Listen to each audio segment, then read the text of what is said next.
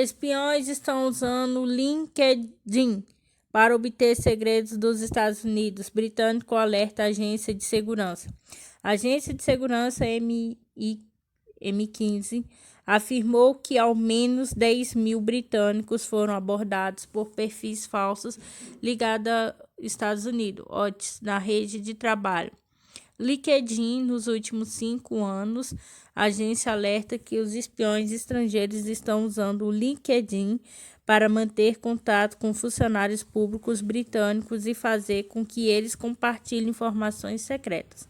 Além das pessoas ligadas a departamentos governamentais, a M15 afirmou que o pessoal de importantes indústrias também foi alvo de espiões na rede que agem com perfil falsos.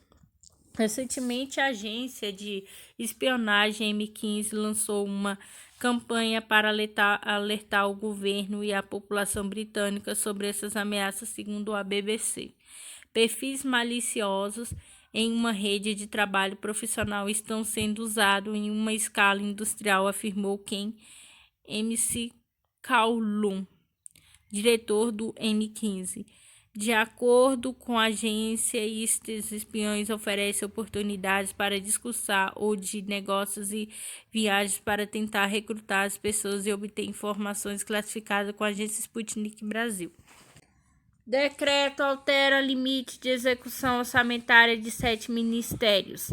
Mudanças permitirá a execução de gastos de modo a manter os ministros e os órgãos em funcionamento, permitir que eles arquem com gastos emergenciais.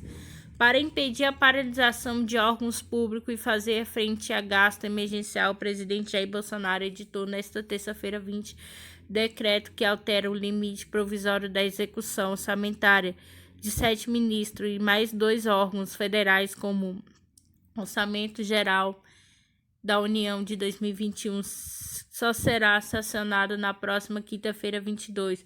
Os novos limites vigorarão até o fim de maio.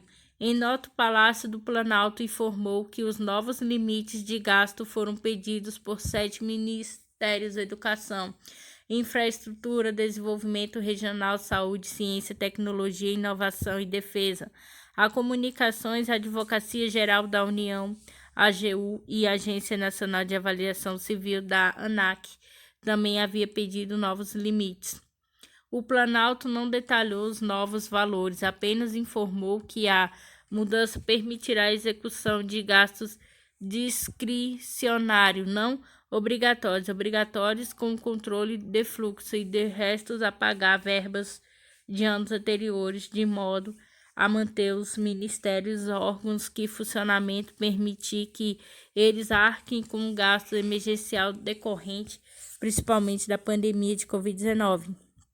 Os limites servirão até que o governo edite um decreto com programação orçamentária definitiva de 2021, o que deve ocorrer até 30 dias depois da sanção do Orçamento Geral da União com a Lei Orçamentária. Ainda não foi sancionado, o Executivo continua efetuando as suas programações com base na execução provisória do orçamento. Essa situação, contudo, deverá ser superada a partir do mês de maio, quando a programação definitiva já estará em vigor, informou o Palácio do Planalto. Recuperação fiscal. Bolsonaro também editou na noite desta terça-feira decreto que regulamenta o novo regime de recuperação fiscal dos estados que socorre os governos locais com dificuldades financeiras, e a nova RRF havia sido sancionada em janeiro, mas dependia da regulamentação para entrar em vigor. Entre outras coisas, o novo RRF permite que estados pouco endividados com a União, mas que enfrentam problemas com pagamento, fornecedores ou não conseguem pagar em dia os servidores públicos, ingressam no Plano de Promoção de Equilíbrio Fiscal da PEF. O PEF permite que esses governos locais contratem operações de crédito com garantia da União, desde que se comprometam a adotar medidas com ajuste fiscal com a Agência Brasil. Contra o CTF, juíza de primeira instância suspende medidas restritivas usadas para frear a Covid no Rio. A juíza Regiana Luciana Schurke, da Sexta Vara de Fazenda Pública, decidiu suspender nesta terça-feira 20 os decretos da Prefeitura do Rio de Janeiro que estipularam medidas restritivas para conter o avanço da Covid-19. Magistrado autoriza o pedido liminar provisório para suspender a validade e eficácia dos seguintes decretos: 48.604, 48.641, 48.644, 48.706. O CTF já decidiu que os governadores e prefeitos têm autonomia para definir ações de combate ao coronavírus. Nem mesmo uma pandemia gravíssima como vivenciada na atualidade autoriza certamente da liberdade individual de cada cidadão carioca. O argumento da possibilidade de transmissão acelerada da doença ao mesmo da falta de vagas em hospitais, escreveu. As informações foram publicadas pela Portal G1. A decisão atendeu ao pedido do deputado estadual Anderson Moraes, PCL, que alegou que as medidas restritivas violam o direito fundamental da população carioca. Artista pede para Biden não assinar o acordo ambiental com Bolsonaro. Carta cobra negociação com a sociedade civil povos indígenas. Grupo de artista internacional divulgou nesta terça-feira 21 uma carta pedindo para o presidente dos Estados Unidos, Joe Biden, não assinar acordos ambientais com o governo de Jair Bolsonaro. A iniciativa da sequência é uma campanha semelhante lançada na semana passada pela Articulação dos Povos Indígenas no Brasil, a PIB, e que cobra a Casa Branca a não afirmar acordos portas fechadas com o Palácio do Planalto. Compartilhamos suas preocupações de que ações urgentes devem ser tomadas para enfrentar as ameaças amazônicas ao nosso clima e os direitos humanos. Não é um acordo com Bolsonaro, não é uma solução. Encorajamos você, Biden, a continuar o diálogo com povos indígenas e comunidades tradicionais da bacia amazônica, com o governo subnacionais e a sociedade civil que tem solução e desenvolverem proposta para sua consideração antes de anunciar quaisquer compromissos ou liberar quaisquer fundos, diz a carta.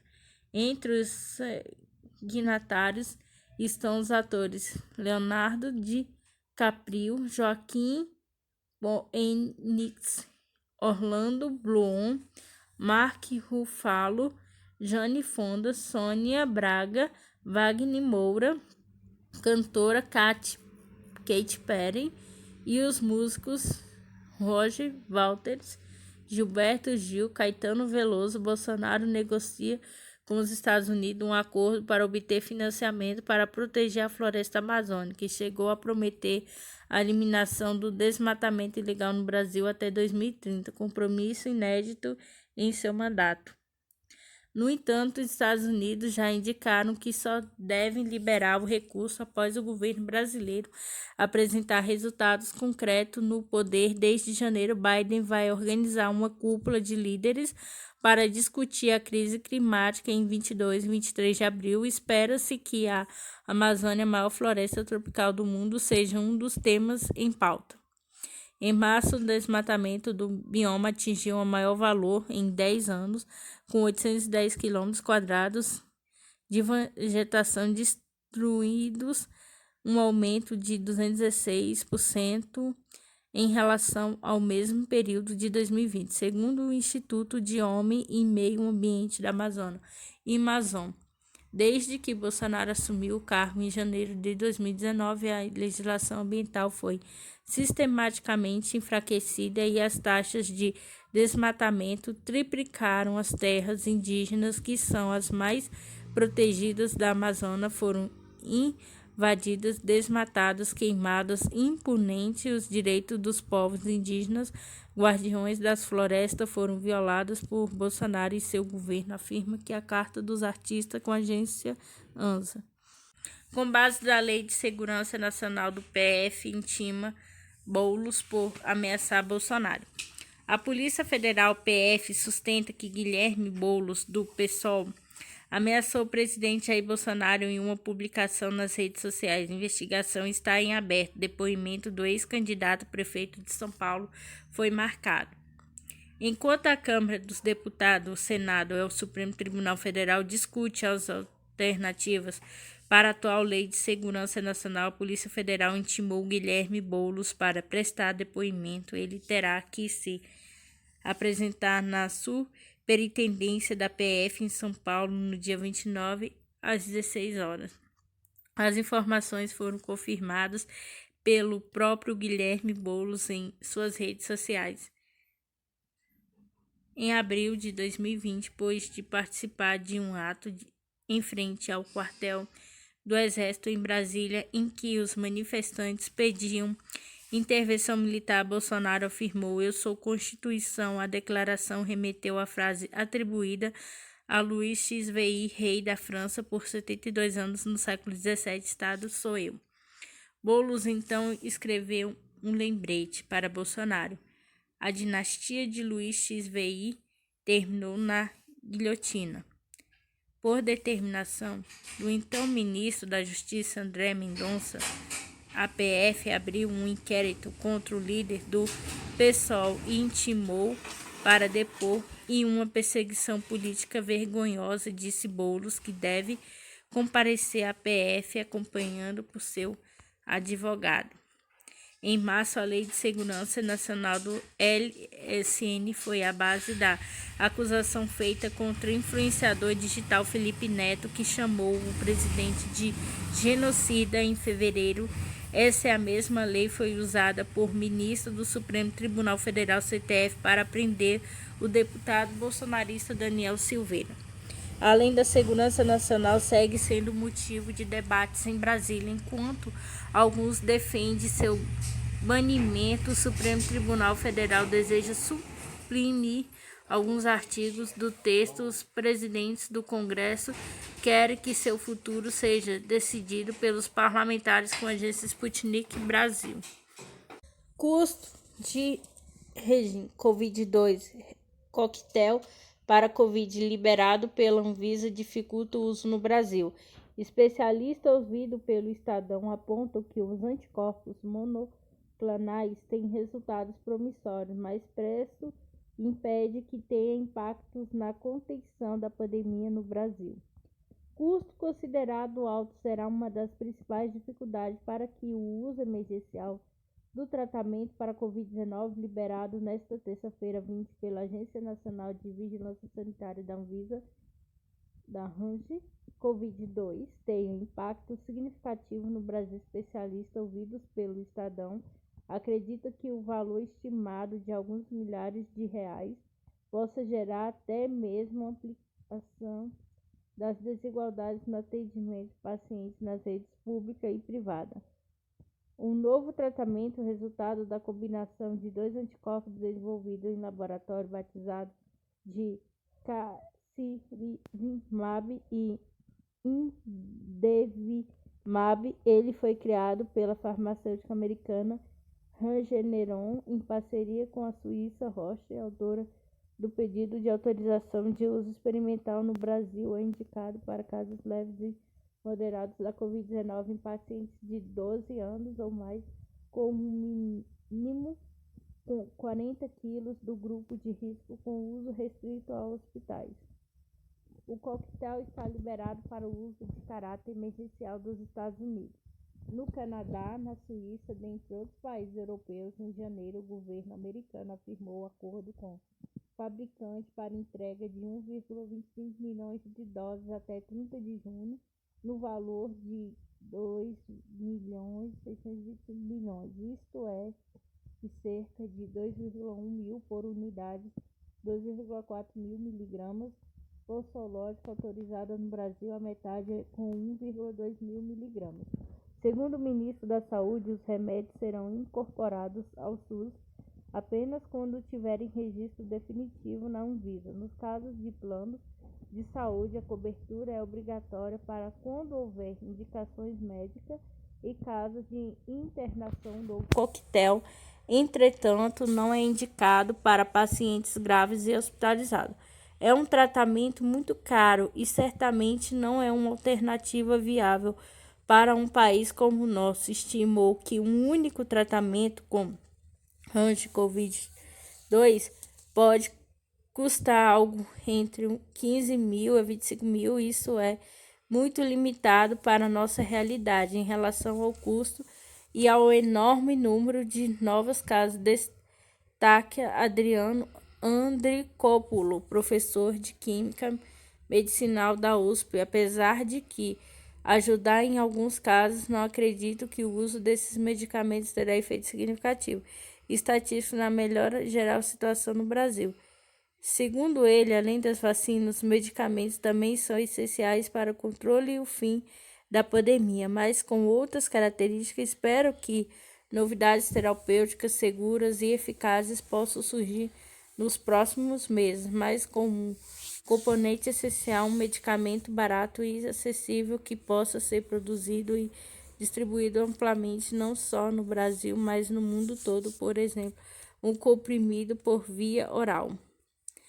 Para o professor, os resultados apresentados para o tratamento recém-autorizado são interessantes, pois amplia o leque extremamente reduzido de possibilidade terapêutica para o tratamento da doença, comprova a importância de um medicamento biológico, neste caso anticorpos, criados em laboratórios no combate à Covid-19. Ele ressalta, no entanto, que os estudos até o momento indicam que ajuda exclusivamente a evitar agravamento do quadro clínico, não é uma cura para a doença e apenas mais uma alternativa terapêutica que pode ajudar nas recuperações. Já Luiz Correia, professor de medicina baseado em evidência da Escola Baiana de Medicina e Saúde Pública, diz que a Anvisa cumpriu o dever de analisar os requisitos mínimos de qualidade, segurança e eficácia no contexto do uso emergencial, mas lembrou que a liberação não significa uma indicação de prescrição ou de adoção ampla da saúde pública. O docente lembra que esse tipo de autorização de uso emergencial é distinta das realizadas para as vacinas, que depende de estudos mais amplos, com milhares de pacientes e outros indicadores que temos a rigor. É um indício de que essa droga é eficaz, mas não considero prova confirmatória da eficácia como se costuma desejar antes da prescrição. Para ele, o fato é de os resultados serem preliminares, o valor do tratamento é possível impacto orçamentário resultam em um custo-efetividade não condizente com a saúde pública brasileira.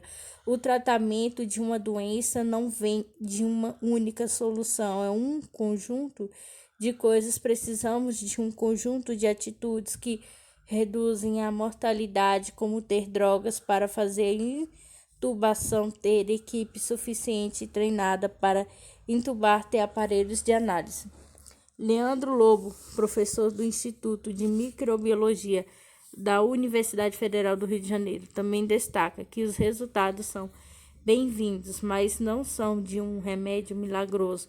Ele também considera o custo altíssimo, que não se encaixa na realidade brasileira. Não é uma cura, mas é um alento para esses pacientes. Em pessoas sob grande risco pode ter essa utilidade. Comenta: qualquer tratamento é bem-vindo, mas não vai ser a solução para a nossa realidade de nenhum outro país em desenvolvimento com um número de casos altíssimo.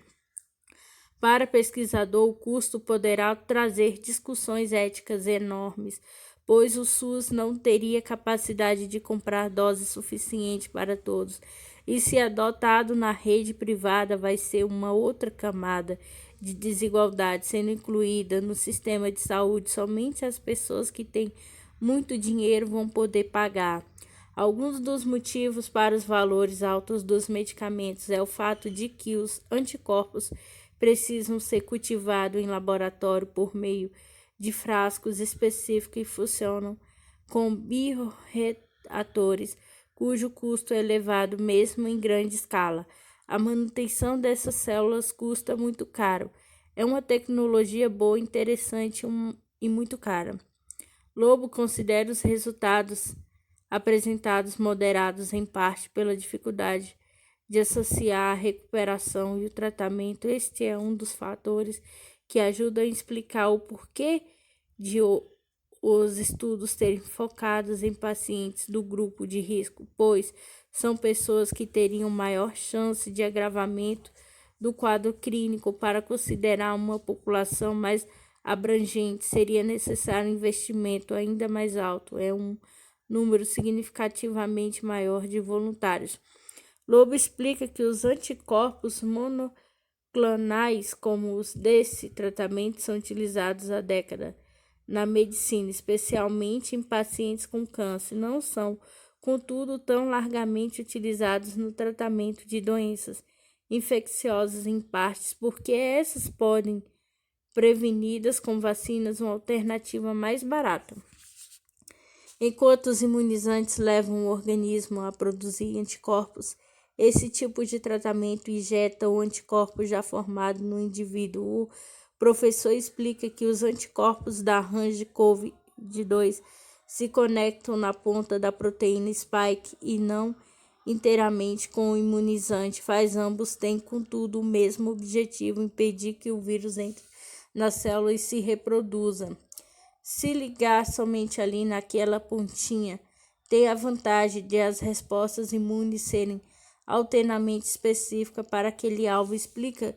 Por outro lado, isso também abre margem para a possibilidade de impactar na difusão de manutenção, embora os testes até o momento tenham apontado segurança na prevenção disso. Aquele que sofreu a mutação pode conseguir escapar por ser diferente. Por isso que o tratamento tem dois anticorpos, pois se tiver um evento de mutação, um deles não consegue ligar e tem outro como garantia.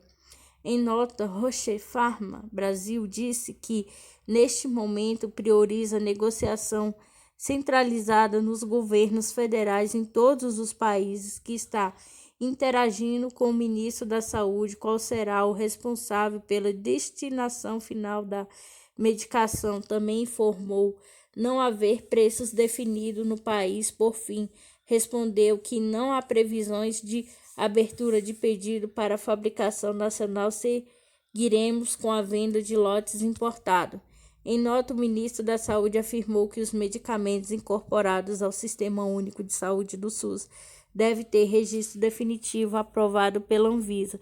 Esse não é o caso do novo tratamento autorizado exclusivamente para uso emergencial da Agência Nacional de Saúde Suplementar, da ANS, informou que tanto o Remdesivir, vendido com o nome comercial Vucluri, quando a combinação do Casirivimab e do Indevimab serão de cobertura obrigatória pelas operadoras de plano de saúde, quando indicados pelo médico para o tratamento de pacientes para o Covid-19, conforme os termos das bulas registradas na Anvisa.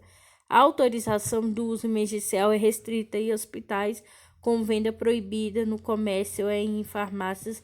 É destinada a pacientes que não estão internados e que não necessitam de suplementação de oxigênio de alto fluxo ou ventilação mecânica. Liberação terapêutica para pessoas de ao menos 12 anos e com pelo menos 40 quilos. Este é o segundo tratamento para a doença liberado para o uso emergencial no país, após a aprovação do Remdesivir em março.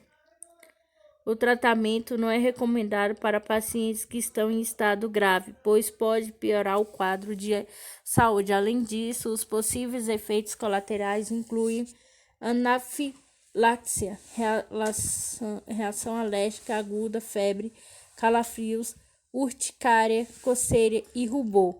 A administração é por meio de infusão intravenosa única. Ele é destinado a pacientes que atendem pelo menos um dos seguintes critérios: índices de massa corporal IMC superior a 35, doença renal crônica, diabetes, doença imunossupressora, está em tratamento imunossupressor, e ter 65 anos ou mais. No caso de pessoas com 55 anos ou mais, o tratamento é para quem tem a doença cardiovascular, hipertensão, doença pulmonar obstrutiva crônica ou doença respiratória crônica. Além disso, no caso dos que têm de 12 a 17 anos, voltado a crianças e adolescentes do IMC superior ou igual a 85, com base nos geográficos de crescimento do CDC.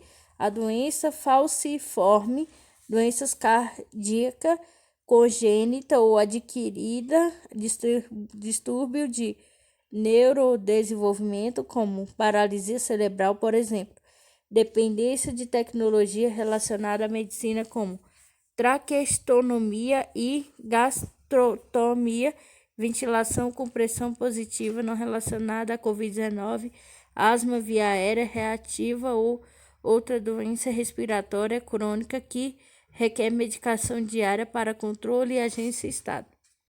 Covid-19, Fiocruz vai entregar 5 milhões de doses da vacina na sexta. Segundo informa a Fiocruz, a entrega da vacina Oxford AstraZeneca prevista para esta semana terá um acréscimo de 300 mil doses. Fundação Oswaldo Cruz Fiocruz anunciou nesta quarta 21 que vai entregar na próxima sexta-feira 23 5 milhões de doses da vacina Oxford AstraZeneca contra a Covid-19, produzida pelo Instituto de Tecnologia em Imunobiológicos Biomanguinhos. A quantidade supera a previsão inicial para esta semana em 300 mil doses. Por questão logística relacionada à distribuição das vacinas, Fiocruz passará a liberar os lotes para o Programa Nacional de Imunização da PNI, sempre às sextas-feiras. Segundo a Fundação, a decisão foi tomada em conjunto com o Ministro da Saúde, Conselho Nacional de Secretário de Saúde, CONAS, o Conselho Nacional de Secretarias Municipais de Saúde, CONAS. Na semana passada, Manguinhos também liberou 5 milhões de doses, porém em duas remessas na quarta-feira e na sexta-feira. Para a semana que vem, o cronograma prevê mais de 6,7 milhões de doses, que fará com que a Fundação entregue mais de 18 milhões de doses no mês de abril. Para os próximos meses, a programação é que as entregas cresçam em volume e cheguem a 21,5 milhões em maio, 34,2 milhões em junho e 22 milhões em junho. Desse modo, a Fundação cumprirá a meta de produzir 100,4 milhões de doses a partir do ingrediente farmacêutico ativo da IFA, importando, conforme o acordo de encomenda tecnológica firmado com a farmacêutica AstraZeneca no segundo semestre. A Fiocruz prevê produzir 110 milhões de doses com uma IFA fabricada no Brasil. Já foram entregues ao Programa Nacional de Imunização 14,8 milhões de doses de vacina Oxford AstraZeneca, sendo que 10,8 milhões produzidas por Manguinhos e outros 4 milhões foram importadas prontas da Índia nos meses de janeiro e fevereiro com a Agência Brasil. Em carta, servidores dizem que fiscalização ambiental foi paralisada após norma do governo Bolsonaro. A instrução normativa publicada na última semana alterou o procedimento de fiscalização. Fiscais do IBAMA, do ICMBio, do Instituto Chico Mendes de Conservação da Biodiversidade e outros servidores do setor ambiental publicaram nesta terça-feira 20 uma carta direcionada a Eduardo Bin, presidente do IBAMA, na qual afirma que todo o processo de fiscalização e apuração de infrações ambientais encontra-se comprometido ou paralisado por causa de um recente ato publicado pelo governo Jair Bolsonaro sem partido.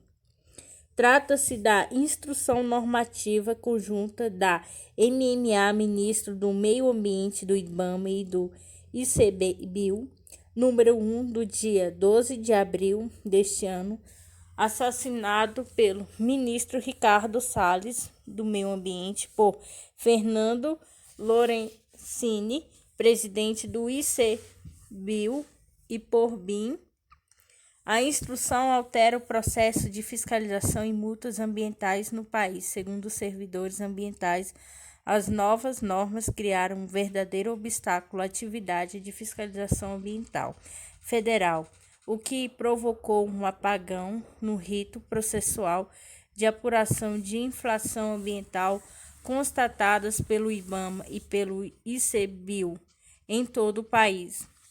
As novas regras concentraram maior poder da decisão em autoridades hierarquicamente superiores, segundo a análise do projeto Política do Interior. Após a produção de um relatório de fiscalização e de uma auto de infração, por exemplo, o documento seguirá para uma autoridade superior que poderá apontar pendências, erros, vícios ou necessidades de produção de informação ou documentos complementares ao agente responsável pela fiscalização. Então, terá um prazo máximo de 5 dias para apresentar as complementações necessárias. O prazo curto, em geral, de 5 dias, como citado acima, também fazem parte dos pontos levantados pelos servidores ambientais que afirmam que não há meios disponíveis para o cumprimento dos prazos. Em caso de descumprimento dos prazos, servidores temem possíveis sanções e até mesmo a demissão. A carta também destaca que o ato resulta em uma nova troca de sistema que já havia ocorrido em 2019 e levaria um maior gasto de dinheiro e tempo de criação e implantação baseado na última mudança de sistema feito em 2019. Para a realização de todos os ajustes, haveria necessidade de, no mínimo, um ano de trabalho e mais recursos financeiros dos órgãos frente a um orçamento disponibilizado pelo governo federal cada vez menor, diz o texto dos servidores. Eles também afirmam que não foram convidados para participar da elaboração da nova norma, condições que têm se repetido com frequência na atual gestão com a Folha Expresso.